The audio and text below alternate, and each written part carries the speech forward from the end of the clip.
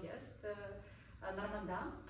She's head of talent development Europe, and now she is doing her very important doctoral study in the École de Ponts, dedicated to very important topic, cultural transformation in the era of AI. So, and we today will talk about the resilience and, of course, with connection to resilience and how we need to transform our organization and to be human resilient. So, welcome, and floor is yours.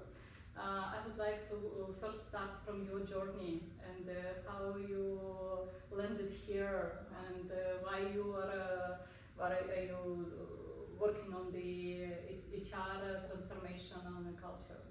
First of all, thank you so much for having me. My journey, so should I say once upon a time? Yes. So I come from India and I have 18 years of experience with the same company. I started as a computer engineer. I thought I would change the world with IT systems. But then I fell in love with people side of things. I saw how important it is, to work with human beings, the learning side of this, the culture side of humans, and that's why I shifted from IT into human resources. And long story short, I came to Paris as a promotion. So from a regional manager in Bangalore, India, I came here as head of Europe, where I was responsible for 21 countries and the talent development ecosystem around it. And L&D was not new for me. HR systems, the process was not new for me. What was new for me was the culture and also the regulations. So that made me very curious to know about organizations and the culture, also about the nationality culture and organization culture. So that's where it started. And finally, after 4 years of playing the role, then I decided I need to start my doctorate, and here I am. Well, nice. Okay, and the question, so obviously AI now is a huge disruptor in the world, and how you landed discovering this topic? That's a good topic. Why AI disruption? Because when I started this idea of studying about culture, I didn't think I would study more about AI transformation, because that's when it was starting. We are moving from Industry 4.0 to Industry 5.0. And to explain, Industry 4.0 was moving from automation to cybersecurity. We had big data, blockchain, all of this was taking over, and a lot of optimization was happening. Industry 5.0 is more about three values: human centricity, resilience, your topic, and sustainability. And contrastingly, the AI introduction, the introduction of AI systems at this phase, it makes a big difference if organizations are focusing towards these three values or not. Because digital transformation is not new. Yes. We have gone through so many. But what is new is how do you handle the people side of it? What makes it successful? And that's why I chose this topic. Yeah. No, I love this topic, and the question is, is a challenge of human AI collaboration is a technology problem, is a skill problem, or this is a cultural problem? You have the answer in your question. It is not a technology problem. I think today, 10 years ago, if I say I know a technology, everyone would say, wow, she has something very special. But today, I can quickly code an app using the AI tools, right? I can learn the skill very quickly with the given part. But can I pick up your cultural way of doing things, and for both of us to organize something and work? How do we merge together? That's very important. So human collaboration itself is evolving around culture, and human AI collaboration, and AI is very westernized, right? It also depends on what are the inputs that's given to these systems. So human AI collaboration needs to have a centered culture. So it is a culture problem. Okay, so finally it's a culture. Absolutely. Okay, interesting. How you think AI is making organization more fragile, or it's more resilient, or it's just a matter of time? AI is not making organizations fragile. To me, AI is today's tool. Tomorrow there is going to be another tool. Earlier it used to be agile as a tool. All these transformations are mirrors, right? They are showing organizations the reality. How resilient are you? How sustainable are you? When there's a new tool that could completely change your strategy, that could completely disrupt your thoughts, disrupt your framework of execution, how do you react to it? It's plainly a mirror that shows how fragile your organization is. So that's my answer. AI is not increasing fragility, but it shows you the authentic truth about preparedness, resilience. Yeah, it's an interesting point of view on this stuff. And my next question, so usually we've been considered human resources. Yeah. Yes, so it's managing the talents and managing the remuneration.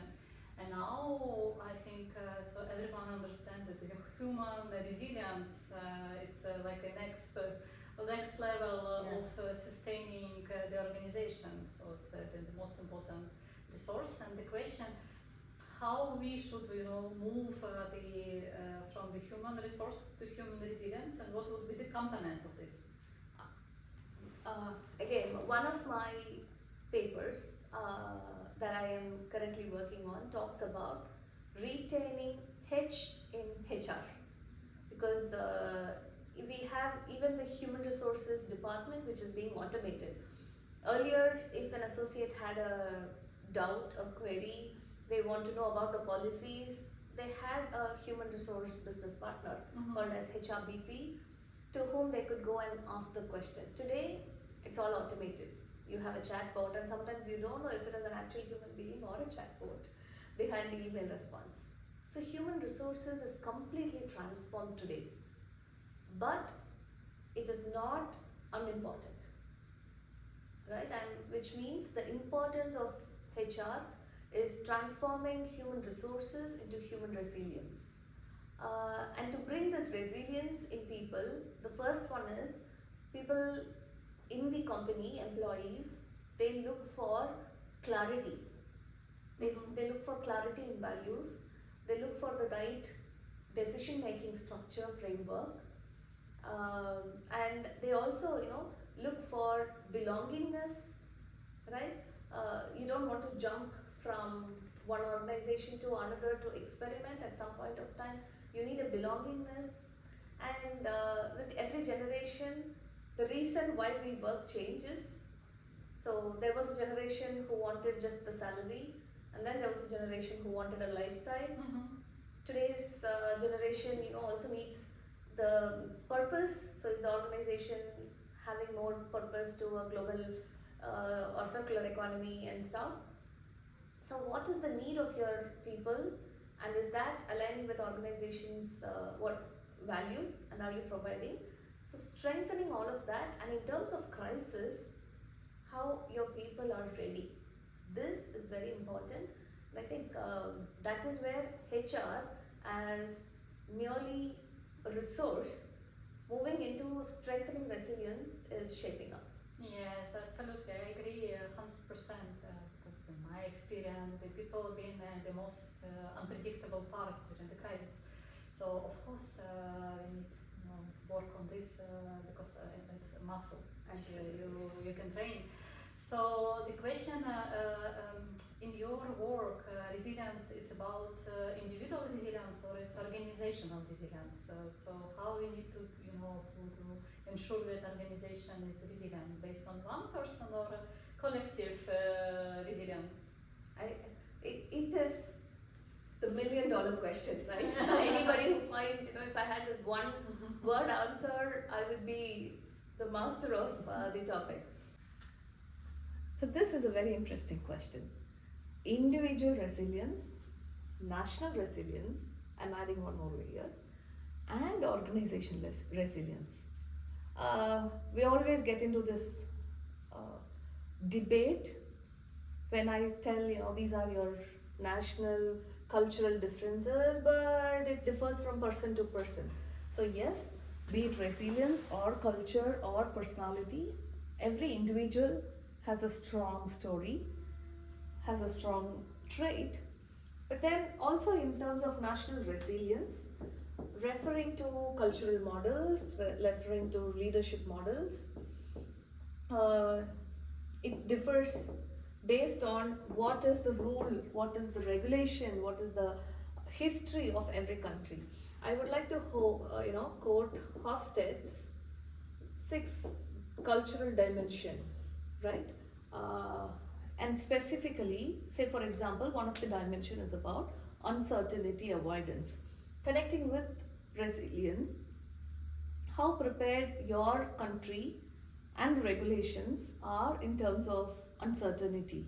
How much importance would you give for preparing before taking risks? So these are also national resilience. Now the question is, which is bigger or which is at stake? Yes, a big yes, but beyond all of this, in this context, everything is covered into something called organization resilience.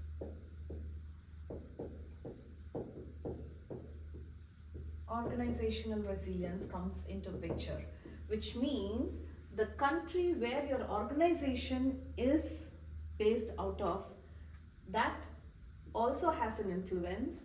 The kind of people who are decision makers, their individual resilience also has a stake, and organization values, what are your values and how that has to be transformed to stay resilient is also important. And the driving force for this is organization culture. That's why I would say, out of your question, in terms of resilience, organizational resilience plays a big role, considering the bigger picture, research-led. The question is, I have two. So first, you are responsible for so many countries, and you mentioned that the cultural specific and the need of the people is evolving. And the question is, it any difference between the countries and the cultural difference and need which is you've been observing in your different countries? So what is is it any need? For one is money, for others is belonging, or if I understand the question, you're asking about, are there cultural differences between countries? yes, 100%. And that's why, that's what made me curious. So I tell this little story, and also we assumed, right? When you see me, you would assume Indian culture is like this. I would assume Ukrainian culture is like this. And sometimes, you also generalize. Asian culture is Indian culture, right? And I will say European culture is Persian culture, Ukrainian culture or so.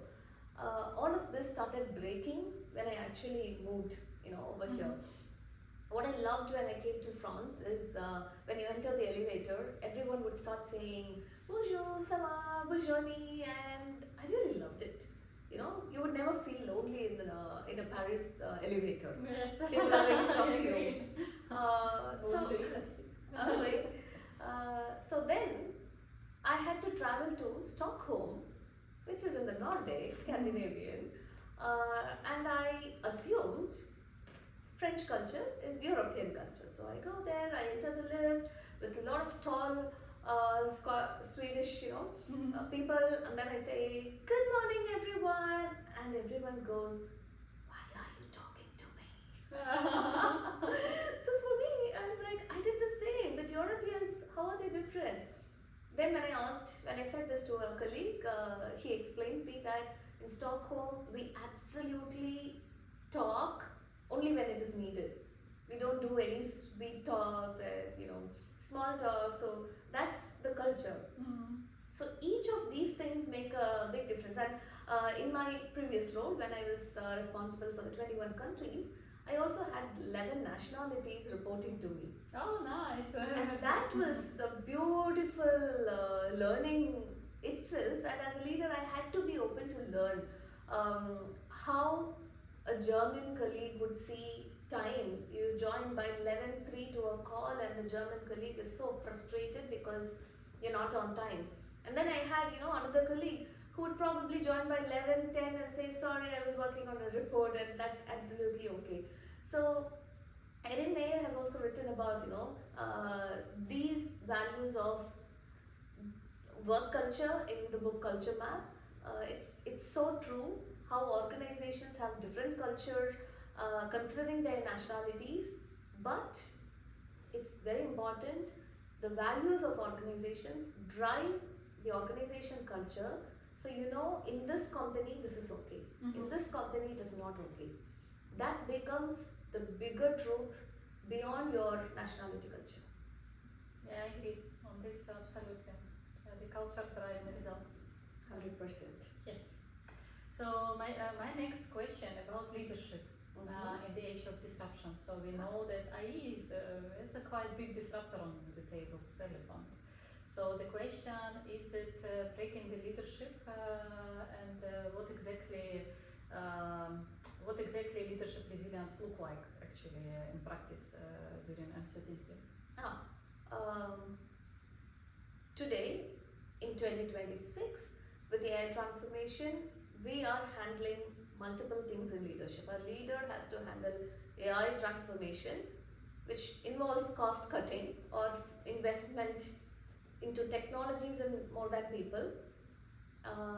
It also involves leadership for Gen Z, because so far what's interesting that I also studied is until the previous evolution, we have been having people who were not born with technology, right? So Gen Z is the first group generation who are born with technology, which means their thought process, their speed, they're a different breed of humans. And when Gen Z is entering the workforce, the leadership needed to handle Gen Z is not the same. So today's leaders have to handle all these at the same time, which means they need to have a clear authenticity, right?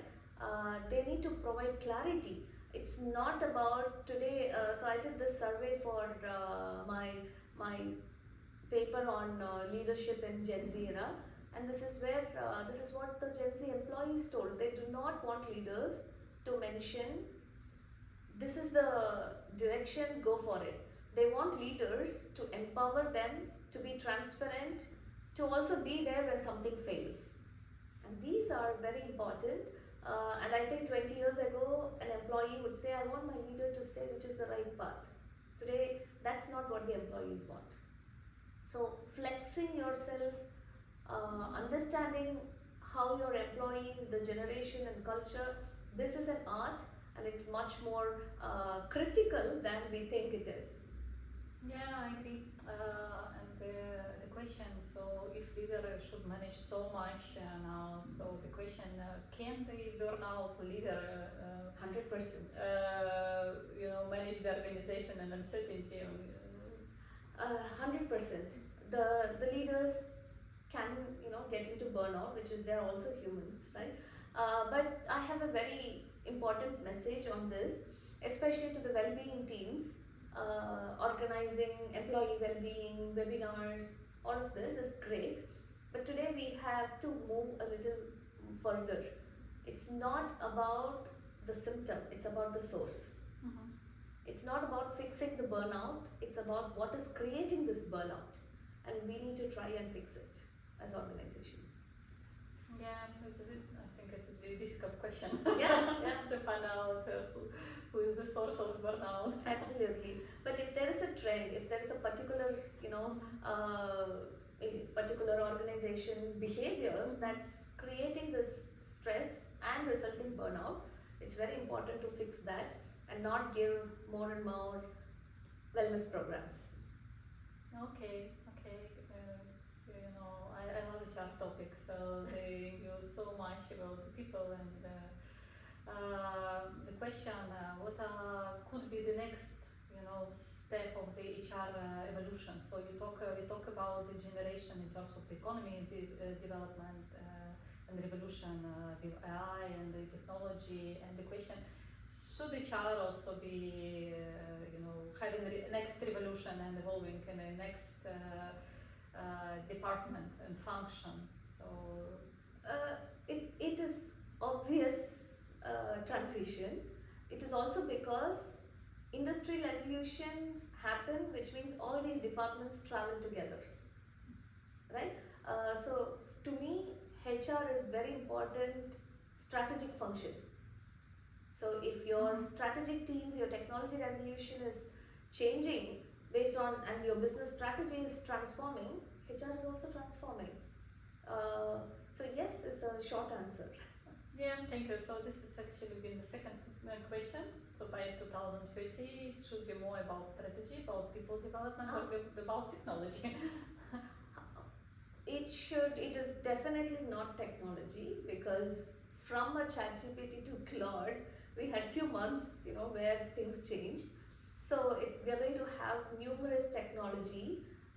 It is also about people and culture. So that this quote, my son told me about this, where he read, humans are smart enough to create AI, dumb enough to use it.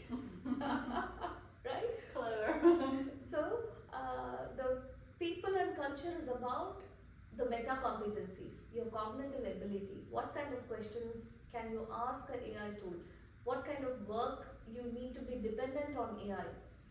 Where do you need to use the tools? All of this, play a big role. But I think to answer your question, strategy, people or technology, strategy comes first. You need to have a system, and I am a big fan of framework systems, getting very organized way of doing things, especially in the professional environment. It drives success.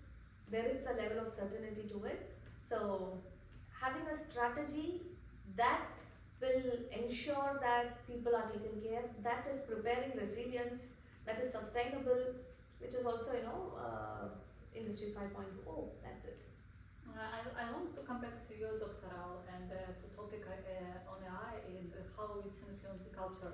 So probably we can go deeper in this topic, and you will explain what you discovered and why you choose this topic now, and what is your conclusion on this? I'm still studying, and I don't want a big conclusion, because I want to keep learning on it.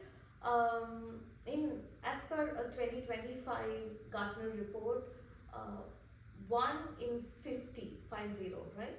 AI transformations, only one succeed. It's also because the kind of investments, the kind of speed with which AI transformations are pushed, they are not sustainable.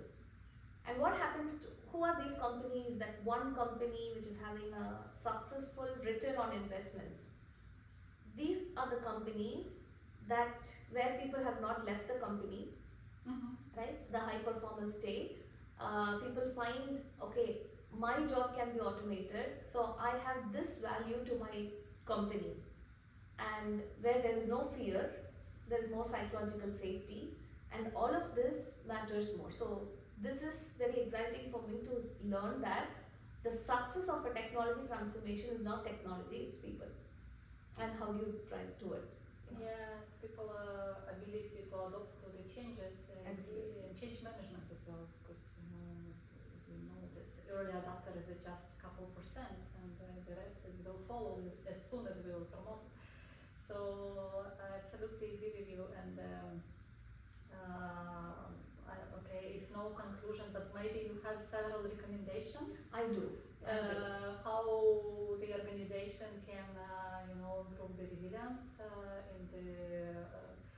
in order to be in line with the technology, with the progression, with the revolutions, and to be on the next level, but still in a manageable way.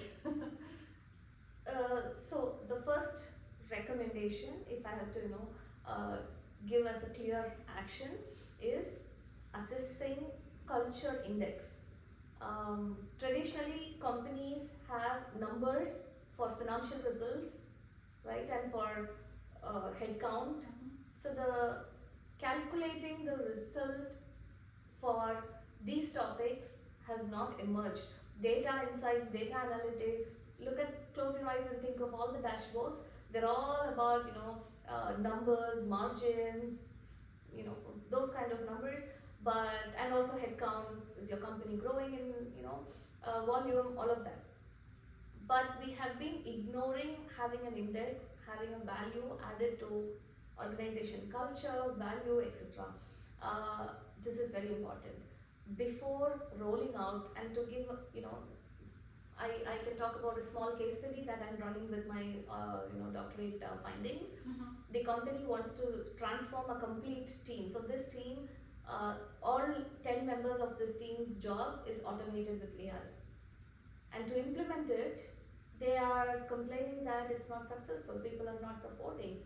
And you know the obvious answer, because people fear that their job is going to be, you have not given them the clarity of what will happen to them if that is automated.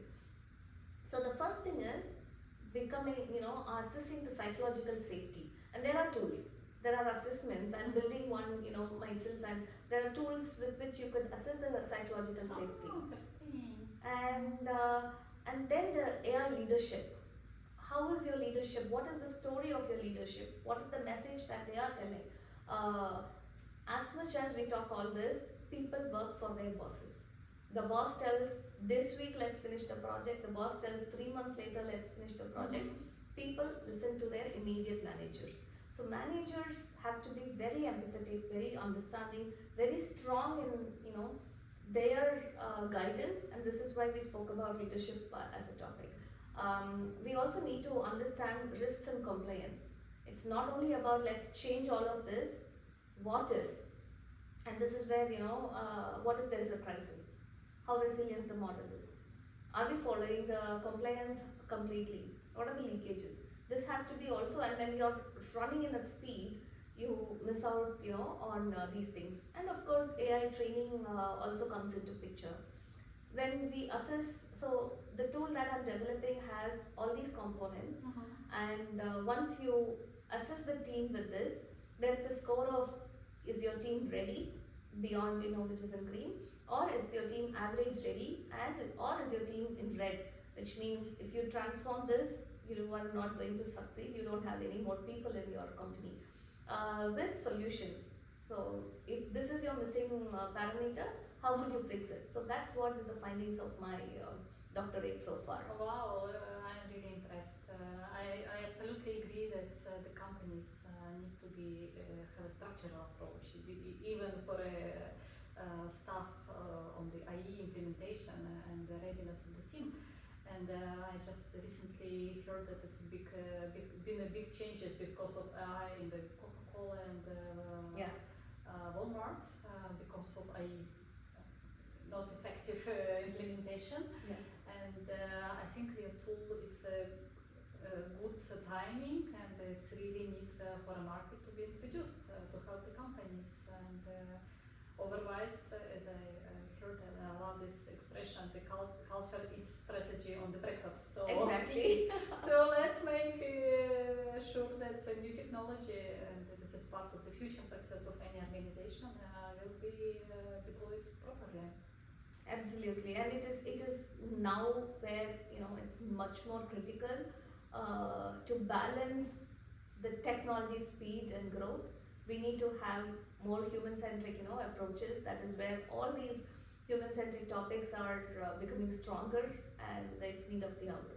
Yeah, thank you very much, Narmadha, for this discussion and for your recommendation and sharing that you are working and you already have a solution.